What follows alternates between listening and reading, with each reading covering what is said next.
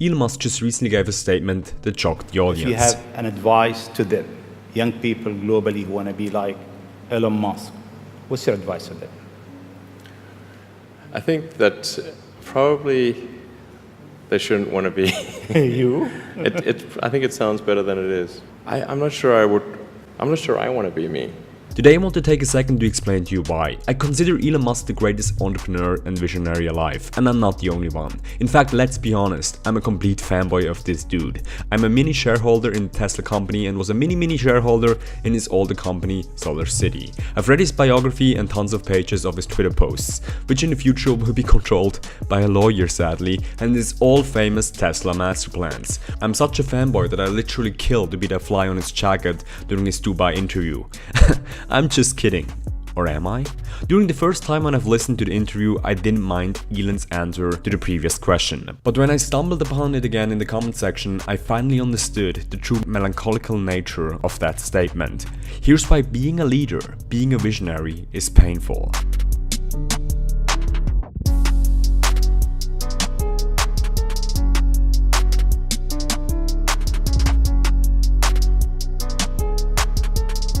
Why would someone like Elon Musk doesn't want to be himself? The sad behavior of Elon was also self-evident in the talk with Joe Rogan, where Elon Musk explains how his brain works.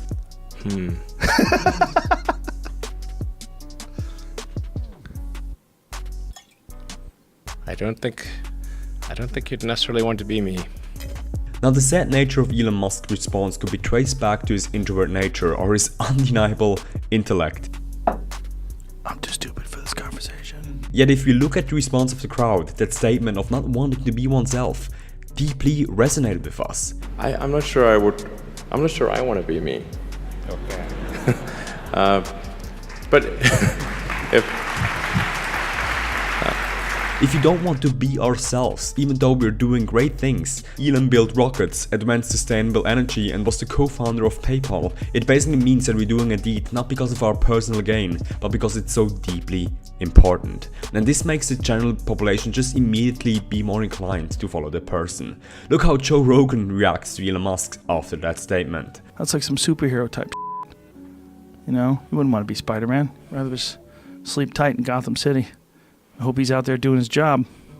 There's one crucial lesson that I want to teach you today, is that leadership is usually, if done right, more pain than privilege, because leaders eat last. And it's the photograph of a mother, in the sound of gunshots, lays herself on top of her child.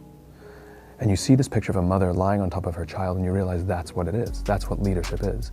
That when there is danger, it's not protecting myself, but it's rather willing to put myself in harm's way to protect another. You know, do we believe that our leaders would throw themselves on us? You know, if they heard gunshots, if the economy shook, would they quickly throw themselves on us? That's what leaders eat last means. It is very literal. Being an entrepreneur, a business owner, seems to be cool nowadays. It's hip, it's trendy, but those two things are in reality, especially in the first years, more suffering than enjoyment. I've learned this in the past year as a manager and also the couple years of running this small gig here. As an entrepreneur, what is promised is the suffering, not the reward. The rewards may come and are substantial, but only if you've gone through years of suffering. One of the people that I look up to is Pejman. Despite being heavily successful, he also sees entrepreneurship essentially as suffering. Everybody wants to be in business because it's fun and it's rewarding. It's not. 20 years later, I don't sleep. I can't properly all the time because my mind is always going. He's the owner of the website Secret Academy, and I've enrolled in the course more than 3+ years ago. The Secret Academy gives you an in-depth look into entrepreneurship with raw interviews of real successes from all around the world. Pejman, or also called PJ, is cold hard success in itself. From being an immigrant to being incredibly successful in an executive position in his early 20s. Then dropping out of college because essentially his professor asked him on advice on making money after he saw PJ going to school with a freaking $100,000 car. Needless to say, I can only recommend the Secret Academy. It's a great service that can help you jumpstart your entrepreneurial journey. Click the link below to sign up. Being a leader and entrepreneur is suffering. This was also the lesson Elon Musk gave to young, ambitious students when they visited his facility. Instead of encouraging them, he dropped the cold, hard truth. I think it's very difficult to start companies and quite painful. I mean, there's a friend of mine who's got a good phrase for doing a startup. It's like eating glass and staring into the abyss. Being a leader or entrepreneur is not hip or trendy. It should not be part of your Instagram bio. While there's usually financial reward and fulfillment to this position, we should basically expect the suffering. In fact, the rewards aren't necessarily promised, but the suffering is. The people that have seen this video and are not made out to be in the position will quit, while some people masochistic enough, like Elon Musk or PJ, will emerge and think, this is exactly what I want to do. It's that important.